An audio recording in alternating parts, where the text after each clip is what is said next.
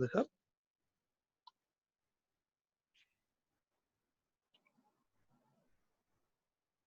I hope this is visible to all. Yes, please continue. All right. Hello, all panelists, and thank you for signing on at this time. I apologize for the delay. The only thing I can say is that these are the realities of a corporate law firm sometimes. My apologies on that front. Again, thank you for your patience. This presentation is meant to discuss the concept of statutory licensing and its development essentially over the course of the last few years in Indian jurisprudence and the sort of implications it has for the music industry and the recording industry itself. So on the call today and on this presentation, we have Harish Narasappa, our partner with our firm, myself, Rohan George, and our colleague Smriti Surendranath Arya, who is an associate with our firm. We've done a certain amount of research into understanding the background behind. So it's worth getting into this to start with, understanding the background of where are we right now with the music industry in both India and around the world. Okay. We're talking about a global music industry which is recovering after about a decade of negative growth. Of course, the negative growth was, amongst other factors, attributable to the challenges that the music industry face in essentially, how do we put it, catching up technological developments in the area. But the main growth factor, which is worth looking at in the music industry itself, was online music. So there are interesting studies which have been developed by companies like the IFI and Deloitte, which have looked at the revenue share for online music in the growth of the music industry and the fact that essentially the recovery story of the music industry globally and in India is the recovery story attributable to online music streaming and digital music. In other words, it's attributable to 78% of the global recorded music industry revenues, essentially. And it's important to note that the Indian music industry is a vital component of a number of other industries. It's a contributor to the broadcasting industry, the FM radio industry, to live events, to films, and of course, as we are quite well aware, audio streaming, the audio streaming industry as well. So while it is an important contributor, and in fact, let's look at one example, the case of FM radio. It is probably the source of 75% of FM radio content. Yet, it is probably only a third of the size of that industry in terms of revenue. Let's have a look at what factors may be at play here in this context. Moving on to the next slide, let's understand something about compulsory licensing for music in India, essentially, and its origins and its history. The origins of the idea of compulsory licensing, at least for musical works or basically literary works in any form, arises from the Berne Convention, which in Article 9, Clause 2, laid down something like a 3-step test for allowing compulsory licensing. Essentially, the Berne Convention said that in special cases where the normal exploitation of the author is not conflicted, and in situations which don't unreasonably prejudice the legitimate interests of the author, it is possible to provide compulsory licenses for most copyrighted works, including music. Now, this is something which was adopted into Article 13 of the TRIPS agreement itself. So it has its foundation in both the Berne Convention and is now part of the TRIPS agreement. This is something which was which is actually forms the foundation of the various 31 provisions, as you'd call them, under the Copyright Act. So let's have a look at the scheme under the Copyright Act itself. You have Section 31 providing for compulsory licensing on either refusal of the rights holder or on unreasonable terms. You have Section 31A, which deals with compulsory licensing for orphan works.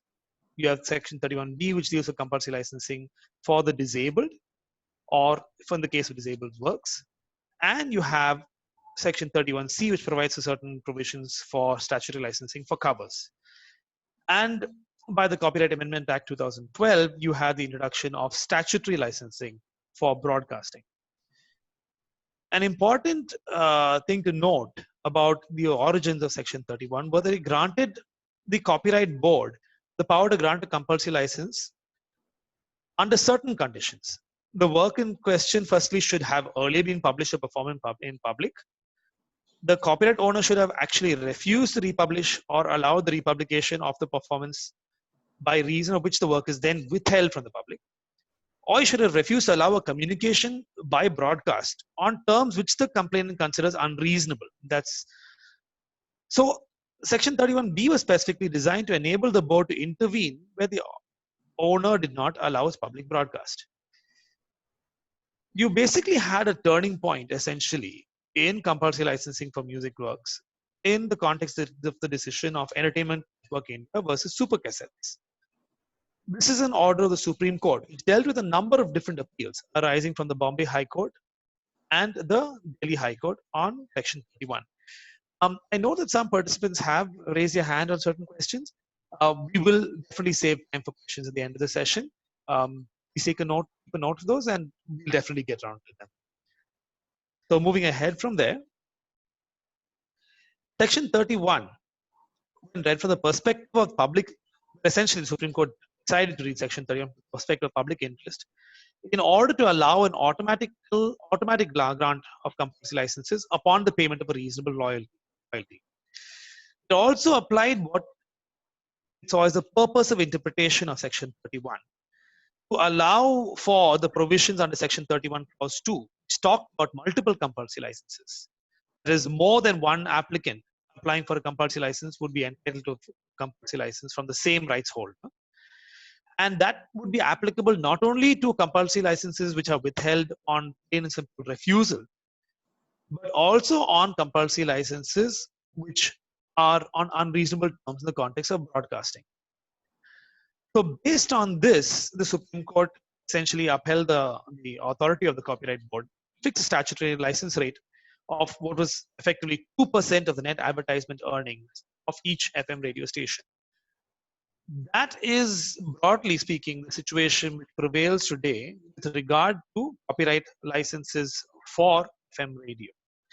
So if there may be a number of reasons why the music industry, which is essentially the feeder for FM radio in India, is still a third the size of that industry, but it cannot be denied that some part of that has to be attributable to this.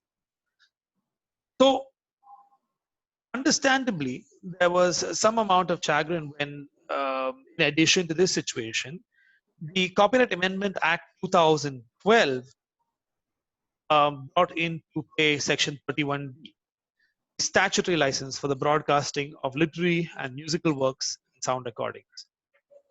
Under Section 31B, the Appellate Board is authorized to grant licenses to any broadcasting organization which is desirous of communicating to the public by way of broadcast or performance for literary or musical work and sound recording after paying the royalty fixed by the board. So the broad idea is that any broadcasting organization which wants to communicate by way of broadcast or performance can do so under the provisions of 31D. The idea of Section 31D was to ensure a certain amount of public access to musical works over FM and other broadcasting means without disadvantaging the owner. In fact, that's stated as one of the objects. The introduction of Section 31D resulted in a number of fairly strong stakeholder reactions. Quite diverse views. The Broadcasting Foundation, the Indian Broadcasting Foundation, and on their behalf, of course, a number of other broadcasters pointed out with the work terms and conditions of a compulsory license under Section 31D, it would be possible for a broadcasting organization to have a much greater certainty in terms of their operational costs. They also pointed out that this would also reduce the number of disputes arising from arbitrary and unreasonable demands. And of course, this was countered by strong reservations expressed by music label organizations like the South Indian Music Companies Association, the Indian Music Industry, the Phonographic Performance Limited, PPL, IPRS. So the objections which were raised by the music labels and associations pointed out that this new Section 31D regime essentially denies the right of a copyright holder or owner any say in fixing their royalty, essentially, because it deals with the most important aspects of a music license, of a music label's business model, essentially, the licensing rights for broadcasting. The broadcasting industry, the music labels pointed out that the broadcasting industry, at least with the exception of AIR, the private sector industry, was risk-free, slowly profitably oriented, and it was already offered concessions by the government. So the point was that the inclusion of Section 31D would, as a result, significantly reduce the negotiating power of the music labels in any kind of viable commercial discussion, and would provide significant disincentives for the number of works that could be created, and which would therefore disincentivize new musical works entering the stream. There's no shortage of early litigation around the provisions of Section 31D. My colleague and associate, Smriti, will get into some of the interesting litigation which focus around Section 31D. Smriti, you go ahead. Yeah. Thank you, Rohan. So in order to understand the working and enforcement of Section 31D, it becomes important for us to understand and analyze the initial judicial precedents revolving around 31D. So we've brought in the three major cases which dealt with 31D. And the first case is South Indian Music Companies Association versus Union of India. It is a 2016 judgment from the Madras High Court. So the petitioners here filed a case before the Madras High Court challenging the validity, constitutional validity of Section 31D. So their argument was that Section 31D was violative of Article 19(1)(g) of the Constitution and Article 14 of the Constitution because it provides for fixing of royalty directly by the board and without any say from the copyright owners. So they argued that such a power cannot be termed as a reasonable restriction. The court, however, upheld the constitutional validity of Section 31D. It observed that any valid classification will be a valid discrimination. So it held that there is no legislative arbitrariness when it comes to Section 31D, since the classification is reasonable. It also said that this classification has nexus to the object that the incorporation of the provision ought to have achieved. Also, the court held that the mechanism which was specified in Section 31D was incorporated in order to deal with public interest in one hand and private interest of the copyright owners on the other hand. So it observed that there is an inbuilt mechanism in the provision in order to take care of the interest of the copyright owner. Moreover, the rules which emanate from the provision, specifically Rule 31 Clause 7 and 31 Clause 8, gives guidelines for fixing such royalty, and the copyright owners are given reasonable opportunity to be heard. So the High Court held that the provision, Section 31D, is constitutionally valid. Apart from this, the court also held that Section 31D is consistent with the international treaties to which India is a party, namely Berne Convention, Rome Convention, and the TRIPS Agreement. So after after we understand that the constitutional validity of Section 31D has been upheld, there's a question as to who has the authority to grant licenses under Section 31D. So in order to deal with this issue, we go into the case, which is Supercassets versus Union of India. This is a Supreme Court judgment. And in this case, an internet broadcasting organization was given an interim statutory license under Section 31D by the Deputy Registrar of Copyrights. So the petitioners here, namely Saregama and Supercassets, challenged this interim license, which was issued by the Deputy Registrar under different high courts. So these petitions were jointly taken together by the Supreme Court, and the Supreme Court heard and decided and held that in such a case, only when a statutory license can only be issued in accordance to the law. And if the registrar did not have the power to grant the license as per the Act, then such a license cannot be granted. So if the deputy registrar or the registrar of copyright does not have the power to grant a license, then who has the power to grant the license? So it takes us to the next case law. So the next case law would be Radio Next Webcast Station versus Union of India. And it's a Delhi High Court judgment. And in this case, the petitioner had applied to the IPAB in order for a license, statutory license to be granted under Section 31D. However, in 2018, the registry of the IPAB issued an administrative order, and the order had basically declined to place the petitioner's application filed under Section 31D before the IPAB. So the main ground that was mentioned in the administrative order was that there was no technical copyright member in IPAB in order to place the application before the IPAB. So until such a technical copyright member is appointed, the matters relating to 31D in the Copyright Act would not be listed before the IPAB. However, Justice Vibhu Bakru held that such an order of the IPAB is unsustainable and it is liable to be set aside. The petitioner's application was then asked to be placed before the IPAB as it is currently constituted.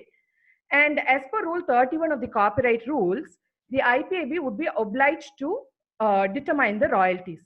So these three major cases shape the way 31D is enforced, or is how 31D works currently in the Indian context.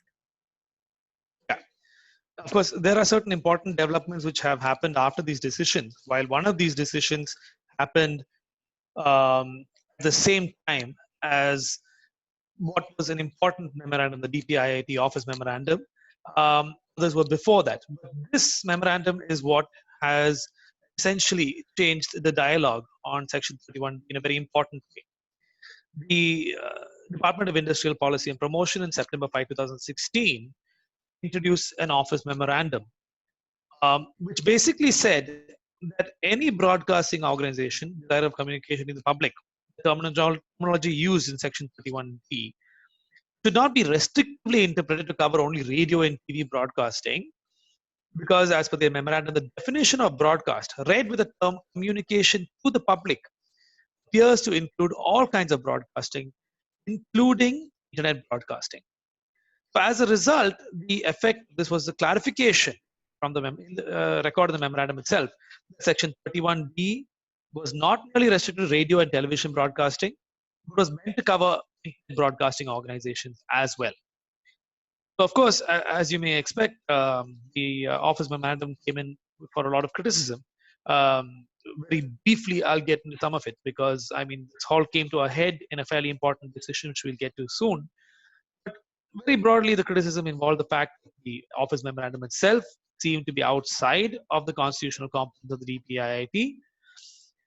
It was also possibly in violation of Articles 14 and 19(1)(d) of the Constitution, as it treated different groups of people in the same manner. It was an arbitrary executive action which lacked any legal sanity, given the fact that it was issued and sort of saw sought to clarify a point of law, while seeking to clarify a point of law, essentially adding the scope of a point of law within a petition itself. The point pointed out that the word broadcasting organization was a highly ambiguous term, which really did not take into account the breadth and diversity and granularity of the kinds of players in the online music streaming space. And it was also considered to be violative of India's treaty obligations. Now, at this point, let's very briefly understand the terminologies which are in play in Section 31, because these are important in the context of the DPIIT notification as well, given the fact that it is that notification which looked at these terminologies. So, two important terminologies are here. The words, the phrase broadcasting organization, the phrase communicating to the public. The term broadcasting organization itself is not defined in the Copyright Act, of course. It's not defined in any other important provisions as well, such as the IT Act or the Prasar Bharati Broadcasting Corporation of India Act. It has some reference in the Finance Act 1994, and there is some reference to the term in the Grant of Permission Agreement. As a result, the term itself is fairly ambiguous. In international treaties, there is some discussion as to what is a broadcasting organization and what is not. While it's not directly defined in the Rome Convention or in the TRIPS Agreement, the WIPO Standing Committee on Copyright and Related Rights actually deals to some extent or the other with the discussion on what is considered to be a broadcasting organization. But the working notes on the Standing Committee discussions themselves specifically point out that organizations which are transmitting content over the internet should not be considered to be broadcasting organizations within the scope of that understanding. So the second aspect, in other words, essentially the term broadcasting organization is quite nebulous, but its reference to wherever it has been discussed, at least in international treaties, there have been strong efforts to try and to point out that it should not take into account any internet streaming organization. In other words, entities that deliver program carrying signals exclusively by means of computer networks are supposed to be excluded from the terminology of a broadcasting organization. Second important term here is communication to the public. Now, this is a term which is actually defined under the Copyright Act, but it cannot be read completely independent of the term broadcasting organization in the context of Section 31B.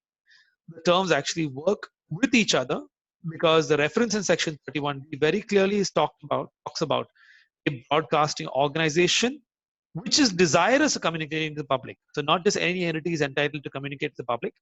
It must be a broadcasting organization which is able to communicate to the public.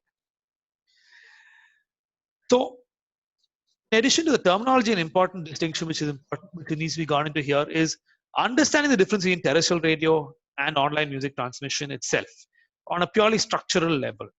So there again, I'll call upon Smriti to just briefly outline, Smriti, the distinctions between the infrastructure, geography, consumption patterns, and such like. I'll step in a couple of places where we can talk about the models used by online streaming companies as well. Go ahead, Smriti. Thank you, Rohan. So there are 5 major differences between terrestrial radio and online music transmission. And it becomes very important for us to understand these differences to set the context and understand if the office memorandum is valid or not. The first difference would be infrastructural differences. For setting up a terrestrial radio station, there is a huge infrastructural investment that goes in order to the station, the radio transmitter, the antenna, etc. Whereas in the case of an online music transmission model, there is a need for a basic infrastructure setup. That is, for example, a standard PC, a microphone, or a software which is used for broadcasting, etc. The second difference would be geographical differences. And this difference is important because it determines as to how many people are tuning in or listening to the either terrestrial radio or online music system. So, with respect to terrestrial radio, it is very territorial in nature. There is a circumference and there is a locality, or the radio concentrates on a particular city or even sometimes a particular district. Whereas in internet radio, anybody from in any part of the world will be able to will be able to tune in and listen. The third important difference is the difference in consumption patterns. And in case of terrestrial radio, we find that the consumption pattern is mostly, listening to the radio is mostly passive activity. For example, we all know that a lot of people listen to the radio when they're traveling by car, or when they're cooking, or when they're doing some other activity as such. Whereas with the advent of online radio, listeners solely tune in for the purpose of entertainment or for obtaining some sort of information. The next difference would be differences in economic model or in, say, revenue model, because terrestrial radio mostly concentrates on advertisements. They receive their revenue from advertisements. Whereas in the case of online radio, they follow a subscription-based model, and they receive their revenue from subscription as well as from advertisements. Mostly, and also mostly terrestrial radio, they mainly have a fixed cost, whereas online radio seems to have a variable cost. And another difference, and maybe even one of the most important differences, is the regulatory differences between the two, where terrestrial radio is subjected to extensive regulatory framework.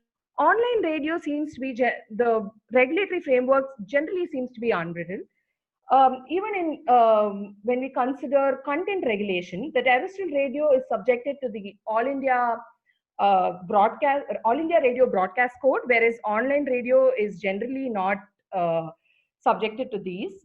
So there are a lot of differences between terrestrial radio and online radio, fundamental differences, and that makes us question as to whether both terrestrial radio and online music transmission can be placed on the same platform in context to Section 31D. Okay, all right. Thanks, Prati. In the interest of time, I will get into questions on the diversity of these business models in online streaming a little later on.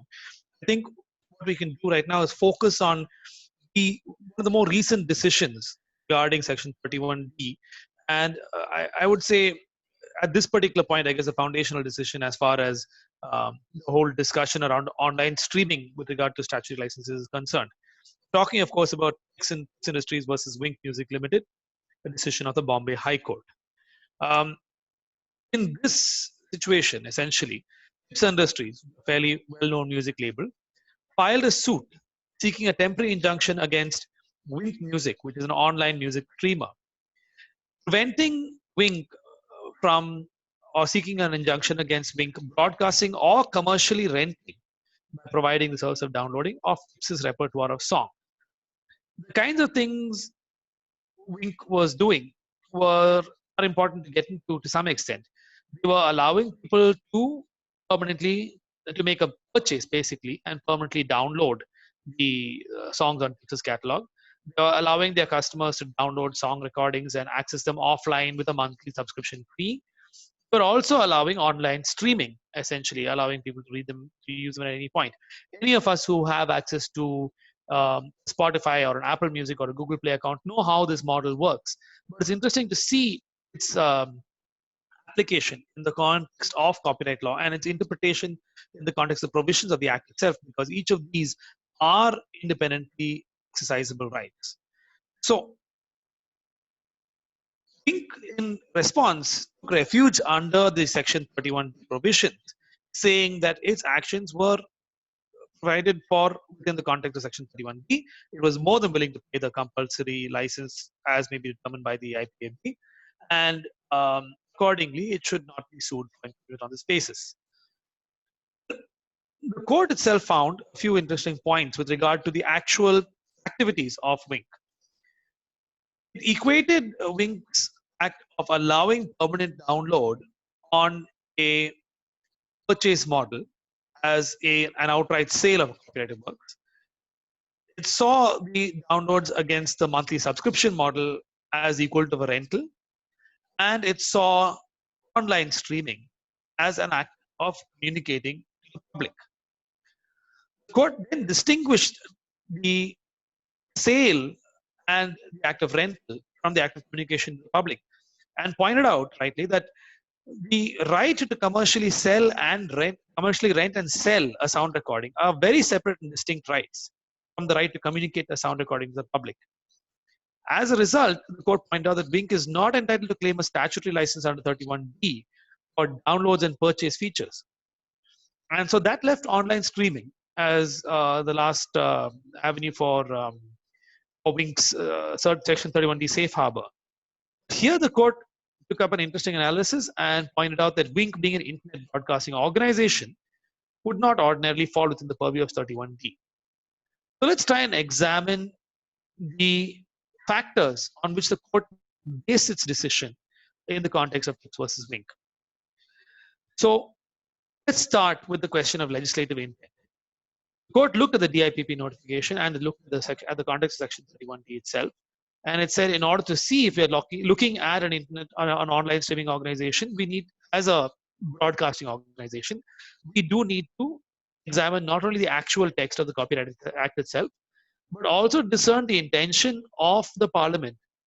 So in that context, they looked into the 227th report of the Rajya Sabha Parliamentary Standing Committee on the Copyright Amendment Bill, and they noted that the committee itself clearly identified situations in the context of a debate where people would ask, what if this legislation is applied under 31D outside of the normal boundaries of music and television broadcasting, which the response was that the scope of this legislation is meant to be very specific. So the court saw that as an expression of legislative intent and said that this clearly means that online music streaming is not meant to be within the scope of Section 31D. It also looked at the statement of objects and reasons of the Copyright Amendment Act 2012 and noted that the references there were very specifically focused, especially in the context of Section 31D, to FM and television broadcasting.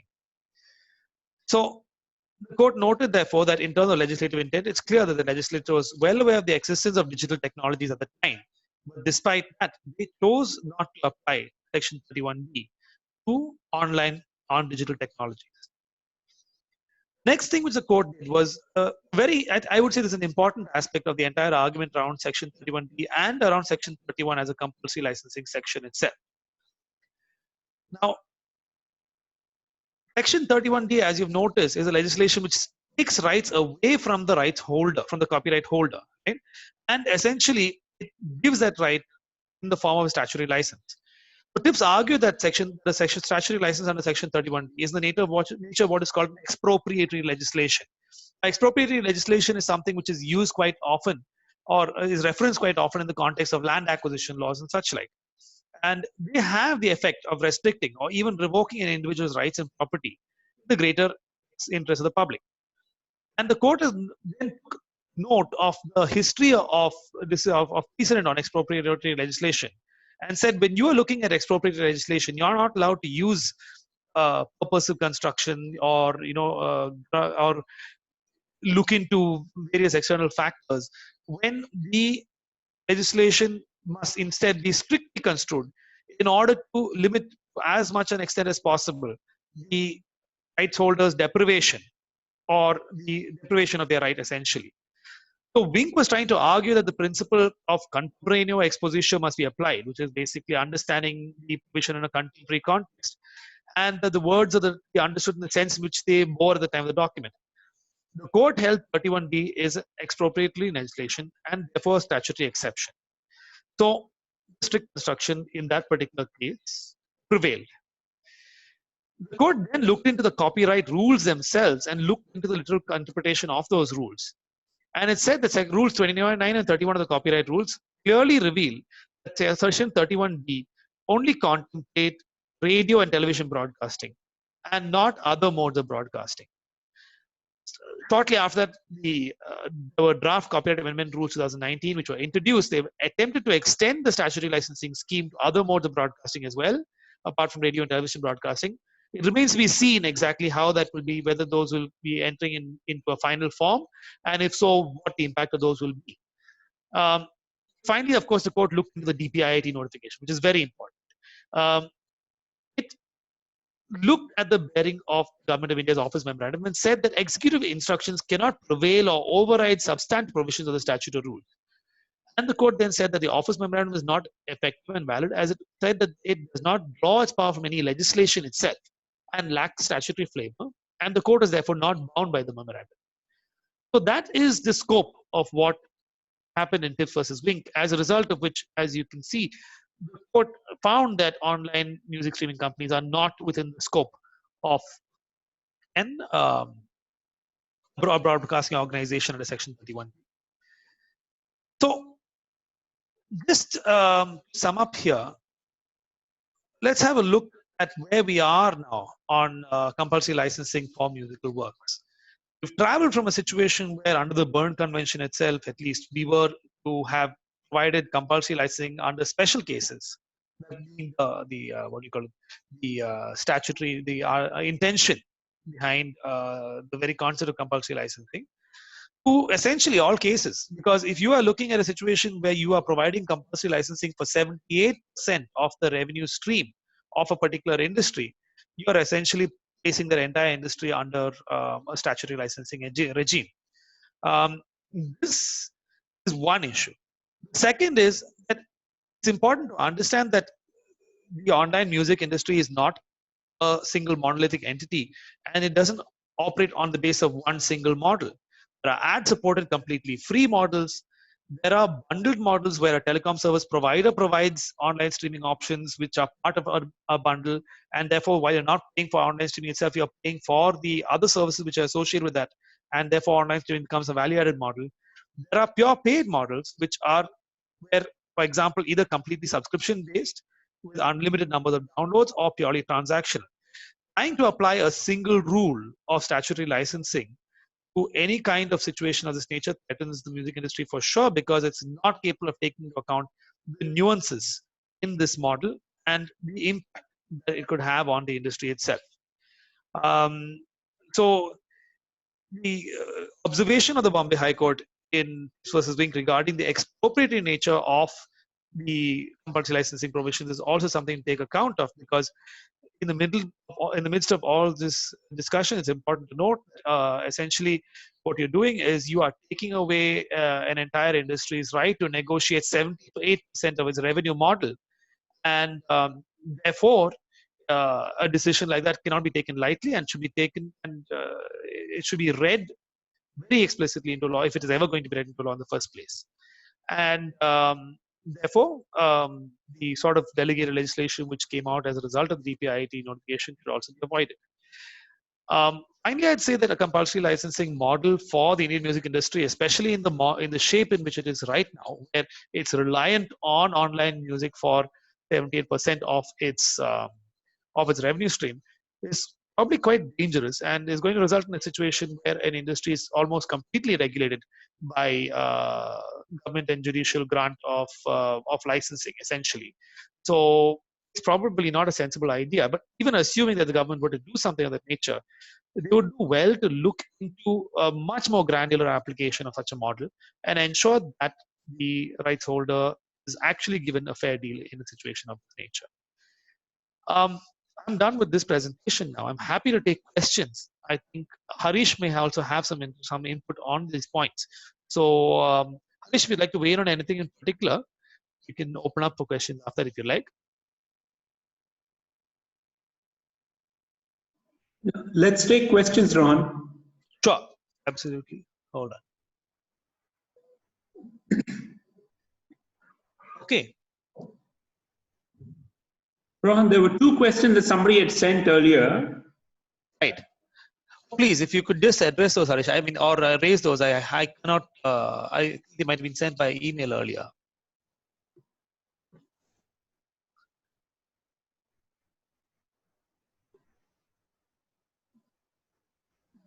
I don't see the questions. If you could help me out with just reading out the questions, then we can get into answering them together. So it's not really part of the scope of this presentation. It relates to folk music, And the questions are, who owns the rights for old community folk songs in India that are only passed on from generations? Can an organization register lyrics and claim ownership? And how do we know that who owns copyrights? That's interesting. But that's the spirit of the question. Who owns? I understand. Okay. Okay, so it's an interesting question. It's not directly relevant to the discussion we're having here, but I'll briefly touch on it. Um, so the rights for old, so it's very important to know that, as I'm sure you're aware, copyrights have term restrictions as well, number one.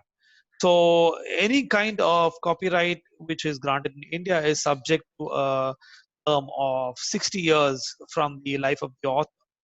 Now, in the case of something like an old community folk song, which is passed on from generations, as you mentioned, you'd have to break down the rights into different aspects. The song itself, the composition, is obviously something which has been created perhaps a long time ago. I mean, I presume that because you use the word old context.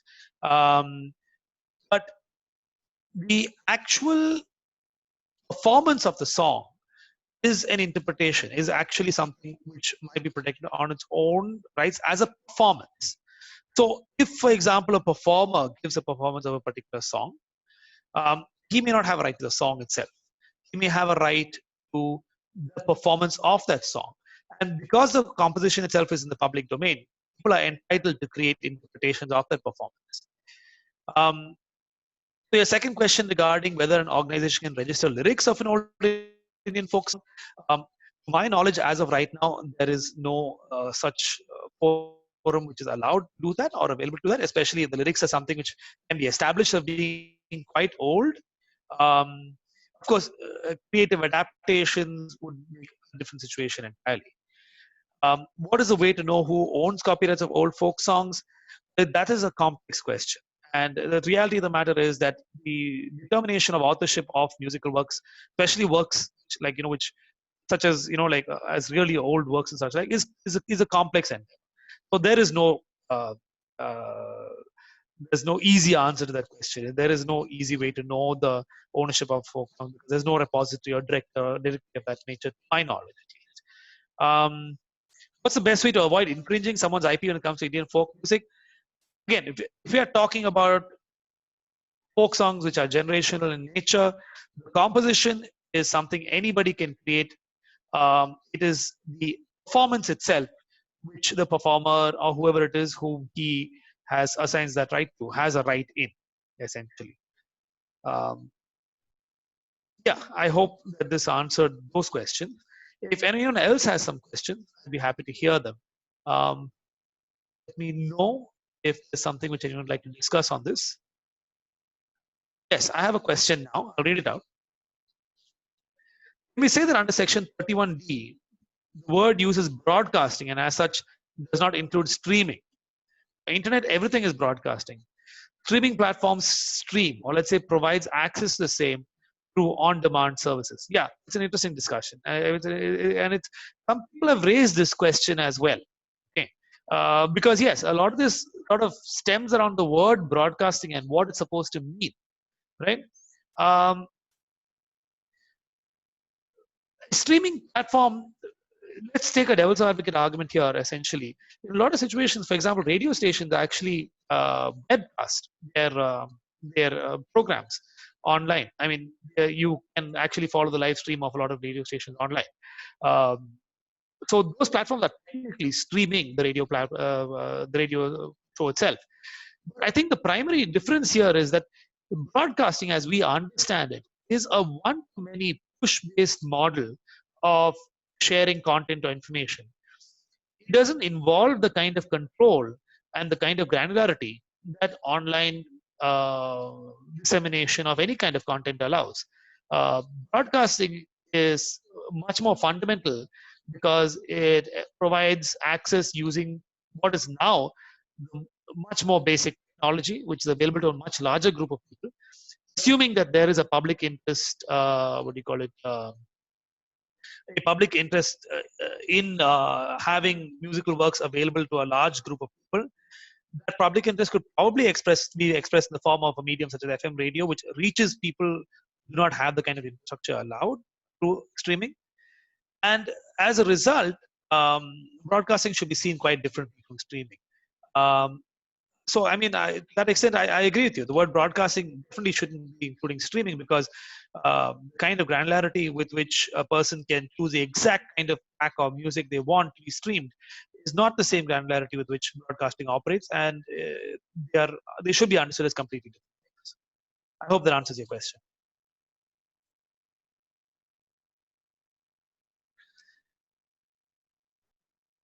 Are there any other questions?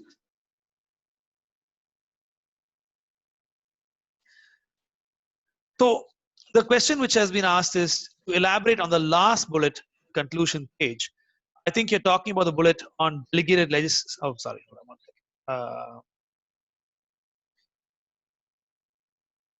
Delegated legislation, and especially delegated legislation outside the statutory scope. This is my personal observation. So, I mean, it's not necessarily something which directly flows, but yes, a lot of the situations we're in right now with regard to online music and Section 31D could have been avoided by a more judicious application of the language of the DPIIT notification.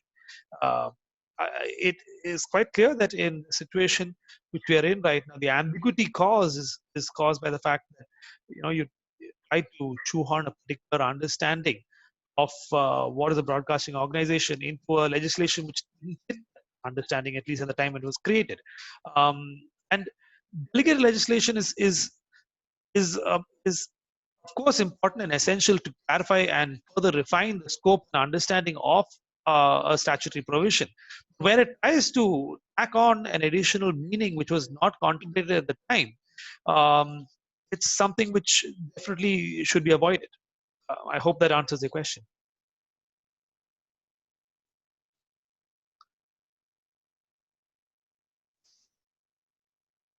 Does anybody else have any questions? Any follow-ons? Rohan, if I can add to that point on the delegated legislation, Sure. I think it's, sometimes we forget that administrative actions cannot change either the scope of the statute or go beyond the statute.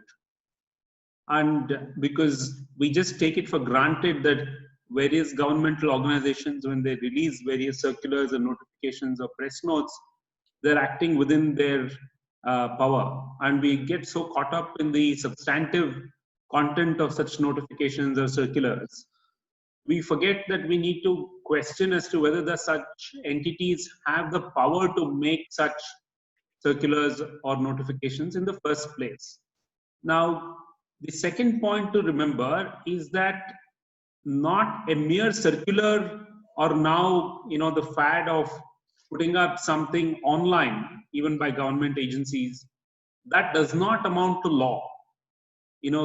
For any governmental authority to make a circular that has the effect of law, it has to follow the process of notifying in the Gazette and whatever else is set out in the statute concerned. So my problem with this, circular that, thankfully the Bombay High Court has now held is not correct, was also under what powers, under what statutory provision did they exercise this power? And I think that's the larger question also. If the statute has a particular language, then by administrative circular, you can't try to either expand or reduce the scope of such language. That power to interpret is only with the judiciary. While the administration may take a certain view, it cannot do so by sending out a circular that has no meaning in law. Right. Thanks. That is an important, like a much bigger picture than just merely on copyright law. Yes, because it talks about the situation with regard to delegated legislation in general. Yes. Does anybody else have any questions?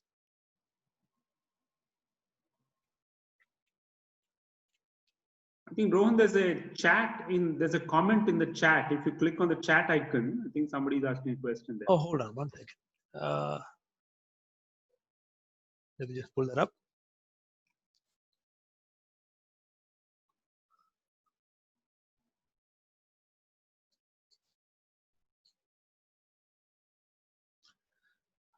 Harish, hold on. I think I see it now. Yes. So the question is, can you please highlight the compliance checklist which a compliance officer or board member of any broadcasting entity, any entity dealing with or broadcasting or transmitting music needs to follow, I suppose. Well,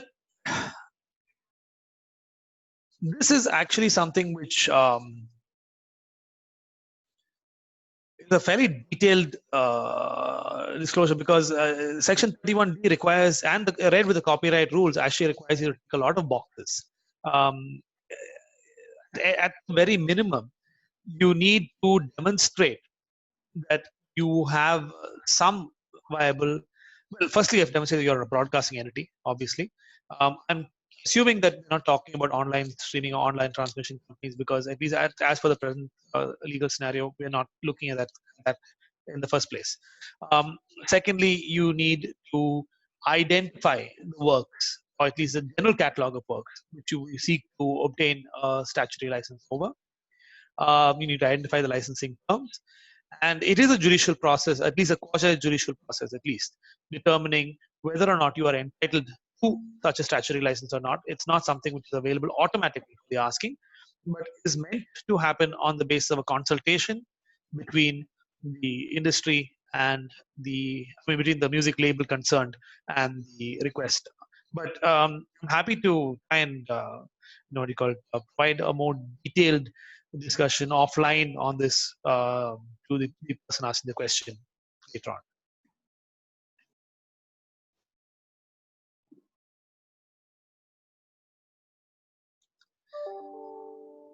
Okay, so we have a couple more open questions in the meantime. So the question is, can we say compulsory licensing of online content is ultra vires the Copyright Act? Well, in the current interpretation provided by the Bombay High Court, yes. Of course, this is a matter which is going to go up and is probably going to be looked at by the Supreme Court. So it's a question which is definitely constantly being refined. The answers to that question are constantly being refined, is the best I could say at this point. But I would say at this particular stage, the compulsory licensing of online music streaming has been found to be outside the scope of the Copyright Act.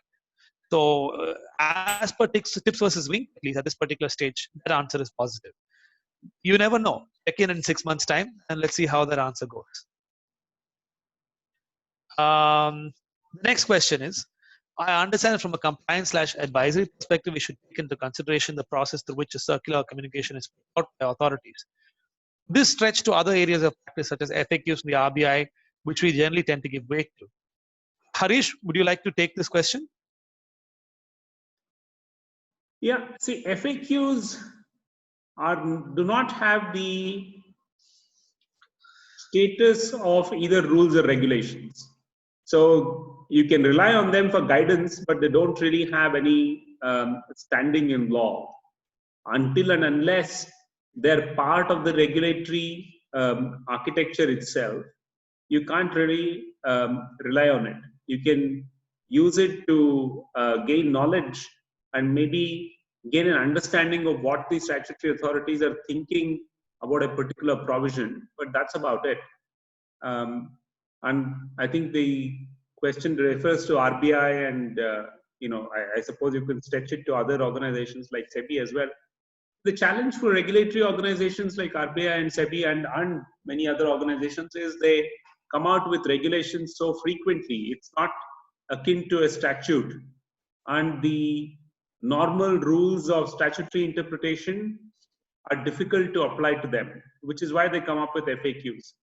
But they do not have status of law at the moment, so they're more, merely for helping lawyers understand what the statutory authority is thinking. Right. Thank you.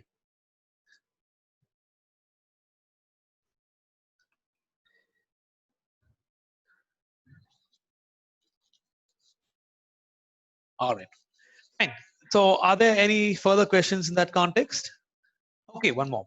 If online music content is outside copyright, it's as wide as saying that streaming of online content does not come under the purview of copyright law. No, to the contrary. The basic idea is that okay, on a very fundamental level, you need to understand a copyright in musical work as not just one right, but a collection of different rights which are regulated by one act. Uh, these are multiple rights which relate to the exploitation of the content itself, which therefore are to be seen together under the act, but nevertheless are each treated differently. So online music content is not outside the Copyright Act because the content itself is a musical work. It is the streaming of that online content which the Bombay High Court in Tip vs. Wink has very effectively classified as a form of communication to the public, but not a form of communication to the public that qualifies in the context of broadcast. It comes under the purview of copyright law. It doesn't come under the purview of Section 31B. And therefore, it's not something which you can just claim a statutory license for and happily continue doing. It's worth noting as a side point that Spotify tried doing this with Warner Music, and it sort of deposited what it considered to be a reasonable statutory license into the custody of the court before starting its activities in India. Of course, everything that's just happening in that matter is currently sub judice, and that question hasn't been answered in that context. But that presumption is not necessarily something which flows from Section 31B. And that perspective, yes, I hope that answers your question. Online streaming of online content does fall within the purview of copyright law. Very specifically, if you're doing it without authorization, it falls in the purview of infringement. Thank you.